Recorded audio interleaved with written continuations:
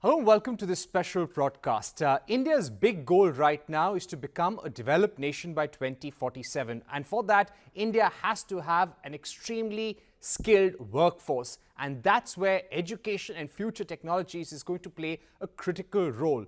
Joining us right now, what India can do more in terms of education, preparedness for the future, and have closer ties with countries like UK and the US on education. Joining us right now is Professor Larry Kramer, the President and Vice Chancellor of London School of Economics and Political Science, who's here in India to have those conversations with a series of stakeholders. Professor Kramer, thank you very much for joining us. You've met stakeholders, you've met the Finance Minister. What do you think is the need of the hour when it comes to lifting the level of education and also preparing for a very skilled workforce that will be needed for India to become a developed nation? So the really striking thing that I've found since I've been here is first the ambition that the country has both with respect to economic growth and education. I had a wonderful meeting with the Finance Minister the other day, and she sketched out the plans for me. To meet them, yes, India has to greatly expand the availability of higher education to students across the country. We've seen in almost every other country in the world, as it develops, that access to higher education produces a workforce that fuels economic growth all the way up and down the spectrum. So, to meet a goal of 8% growth per year for many years in a row, which is ambitious, I should say, by any measure in any country at any time, the country is going to need essentially to continue and speed up the plans that it has started underway. We can do that by partnerships that we're already engaged in and eager to engage in with other Indian universities, and to get as many Indian students as we can into the LSE system. And I think all of my fellow vice chancellors in the United Kingdom share that ambition. Right. One of the priorities that the Indian government has, Professor Kramer, is to have global universities like London School of Economics come up to India and set up campuses as well. And we have been making changes in the law to make it easier for universities like yours to set up business in India, set up universities, colleges in India in some form or the other. Is that something that is attractive to you? I think deepening partnerships with Indian universities and access to Indian students is definitely of interest to all of us. The form in which it takes, I think, is going to vary a lot. India has, in fact, been quite inviting for those kinds of partnerships, for us to come here, to build campuses, to offer executive education programs across the whole spectrum.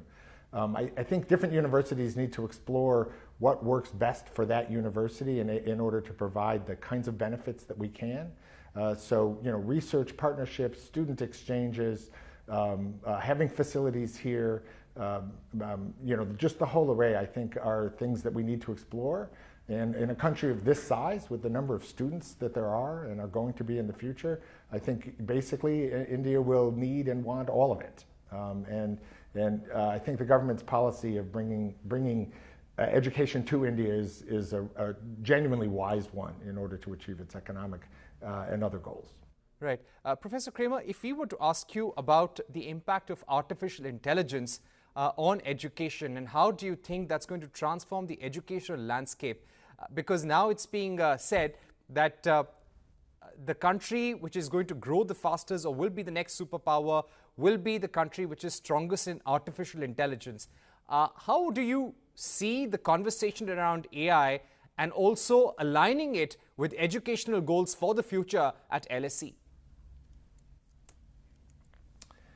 Artificial intelligence is unquestionably going to transform education, as it is likely to transform almost everything else in our societies. It's so early in the process that it's hard to exactly predict just what it's going to do. And so first of all, I think we all need to maintain a great deal of flexibility. At the same time, I think it's important to embrace the technology. So, an initial reaction that many people have would be to try and kind of minimize its impact, to preserve as much as we can of the way we do education now.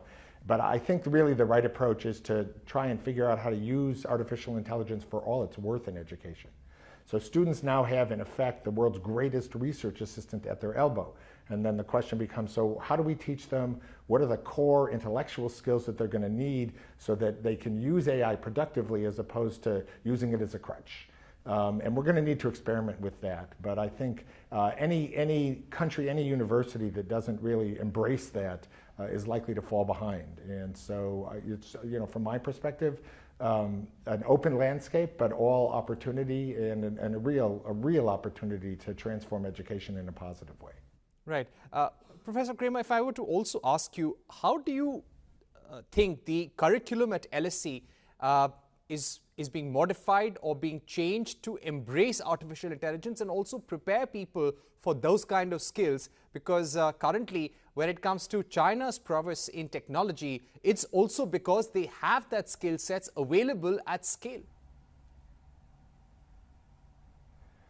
Well, if you're thinking about this from the university's perspective, the first thing that we're engaged in doing is providing resources to upskill the entire student body and staff so that they know how to use the technologies and have access to the kind of technologies that they need, whether it's basic artificial intelligence or specific kinds of artificial intelligence, depending on the research that they're doing. The second piece then is to figure out how to incorporate it into the teaching. And that really needs to be done on a teacher-by-teacher and discipline-by-discipline basis. So the key for the university is to create flexibility and availability and opportunities for faculty to experiment with doing that while sharing the lessons that we're learning with each other so that we can learn from each other new ways to do this, because it really is going to transform teaching. And then the third thing is to think about ensuring that in the curriculum you're not only enabling students to use AI, but you're also helping them to think about the ways in which it's going to transform the jobs that they're going to go into and making that part of the curriculum. And then the last piece, I think, is recognizing that as these technologies emerge, certain kinds of technical skills that used to be pivotal for students to learn in order to succeed in their jobs are going to become less important. And instead, we're going to see more importance placed on other kinds of skills that AIs really can't do: interpersonal skills, leadership skills, imagination skills, curiosity, all the kinds of things that humans uniquely will continue to be needed for. And so creating that fusion between artificial intelligence and human intelligence in order to enhance what we do, we need to enable the curriculum to really focus on that for our students. Right. Professor Kramer, LSE gets students from all around the world. Could you give us a sense of what's the kind of growth that you've seen in Indian students coming across different segments, and what is the kind of growth numbers that you expect in the coming years? India is, for the LSE, our third largest population and a very, very important one. We saw significant growth during COVID, interestingly, and then it dropped some after COVID and is now building again. We're eager to increase the number of Indian students that we have. To be honest, they're fantastic students. They're well educated when they come. They share the core values of democracy and intellectual learning, and they intermix with our other students. So part of what makes LSE so special is it's a global university with students from typically 150 countries or so in every class. It's hard to know exactly what the growth is going to be. I mean, that very much depends on the students at this side, but at the LSE, we're eager to increase those numbers. And one of the reasons I'm here is to speak to counselors and professors and other people in order to increase not just our visibility, but people's sense that it's worth applying because there's a chance to get in and you'll get a fantastic education. Right. So what's been your message right now to different stakeholders in order to have more student exchanges, more students visiting LSE and the UK for education? What is the message that you bring to India? I think the message that we want to convey to Indian students is if you come to the UK and to the LSE, you get the opportunity to get a first-rate education, but more than that, you get the opportunity to experience and interact with people from multiple different cultures, with multiple different ways of thinking. So it's a genuine opportunity to grow in an environment that is supportive of your own personal learning goals, but will challenge you at the same time. And then, of course, you get to do that at London, which is one of the world's great cities in which there's so much other activity that you can also participate in. So it's an opportunity to grow and to learn and to mature intellectually that's really hard to meet anywhere else in the world. At this moment, Professor Kramer, India and UK are discussing a free trade agreement. Having greater mobility of students, of professionals will also be a part of the FTA talks. How do you think a trade agreement between India and UK could foster closer education ties? What do you think that could unleash? Well, anything that connects the two countries more closely and increases the interactions between them is going to be beneficial in terms of encouraging students to come to the UK and encouraging UK students to come to India, because exchanges both ways, I think, are going to be beneficial for both countries. So I think everything that we can do to increase the interaction, I mean, India is very much going to be central to the future growth of the world at large. So, you know, we recognize that in the UK, we recognize that at LSE. It's one of the reasons that, you know, we're so interested in strengthening our ties. I should say, you know, ties between LSE in particular and India go back to the very beginning of the school.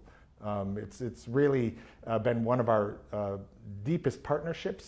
Someone who wrote a history of the LSE once described the relationship between India and the LSE as a story of soulmates. And I think that remains true today, and it's that we want to build on and strengthen for the benefit of people in both countries. Right. You know, currently there is, of course, a lot of flux in the global order, Professor Kramer. Where do you see India's position in the current volatile global environment? Well, it's hard to say. I mean, I think anybody who tells you they know the answer to that has got to be just making things up. So I think what you can say with some confidence is India is uniquely positioned in the global order no matter what direction it goes. The size of the population, the energy and entrepreneurial spirit that runs through the country. It's been one of the really striking things on this visit for me, is to see just how much energy there is and the ambitions of not just the government but of the people here. You know, so that will play out, I think, well, no matter where the global order goes. The government certainly will have challenges, as every government will, in figuring out how things are going to settle out in this new order, but it's hard to think of a country better positioned than India to succeed. And finally, if I were to ask you about when you look at the situation around the world today, what worries you the most? If there was one thing that you would be most concerned about democracies, about constitutions being sacrosanct, what would that be, sir? I think it's hard not to see that the world has a lot of issues today. There's a lot of challenges before us. At the London School of Economics, we're essentially focusing on what we see as the 5 major challenges facing the world, which is the challenge facing democracies, the challenge facing democracies and other countries in providing policies that work for their people, so political economy, doing this all in a way that's sustainable, addressing inequalities while we do it, and managing all these new technologies in order to capture their benefits and blunt the risks that they pose. So all of those, I think, are major challenges that we're all going to have to face as we go along. From the perspective of me as someone who's a Vice Chancellor at a university, I think the thing that worries me the most globally are the concerns around both the shrinking of civic space, the challenges to freedom of speech, because that is the essence of what makes a great university great, and the possibility of increasing inwardness on nations, because it's so important for us to have students and exchanges with other cultures and other countries, and anything that sort of reduces that, I think, is a challenge for us. Right. Professor Kramer, thank you so much for joining us for that comprehensive conversation on what India and UK, India and LSE can do together in the field of education, and also listing out your concerns regarding the global order at this juncture. It's wonderful talking to you. Thanks once again.